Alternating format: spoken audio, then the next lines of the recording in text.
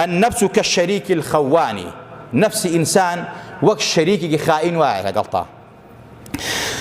إن لم تحاسبه ذهب بمالك، وەکو چۆن ئینسان شەریکی خائینە بێت ماڵ و سەر و سامانەکەی لەژێر دەستی دەرێنێ و ئیفلاسیەکات، نەفسش ئاوایە ئەگەر بێت و تۆ ئاگات لە خۆت نەبێ ئەو نەفسە خائینە، ئەو نەفسە کە شەریکێکە لەگەڵتا و هاوڕێیەکە لەگەڵتا، ئەگەر محاسبە و لێپێشێنەوەی لەگەڵانەکەی واللهی ئیمان و دینت لێ ئەسێنێت بەرەو جەهەنەم ئەتباع.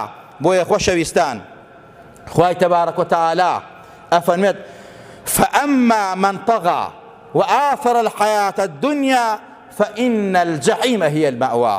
ئەوەی کەوا بەڕاستی توغیانی کردووە ئەبووەتە عەبدی نەفسی خۆی و کۆیلەی نەفسیەتی بە گوێی نەفسی خۆیەکە هەموو تاوانێک نەفس بە ئینسانیەکات بەڕاستی. ئەم کەسە دنیا نەفس و هەوا و ئارەزوو دنیا تەئسیری لە حیات و ژیانی کردووە بەهۆی ئەم نەفسەوە زوڵمەکە لەگەڵ قەوم و کەسیا شەڕەکە، لەگەڵ کۆمەلگا شەڕەکە، حرامەخوا غەشەکە، تاوانەکە، زەمەکە، غەیبەتەکە، بەهۆی ئەوە کەوا توغیانی کردووە بۆتە عەبد و کۆیلەی نەفس. فإن الجحيم هي المأوى. أم كسا جهنم مأوى وجيغيدي خوا پنامان با.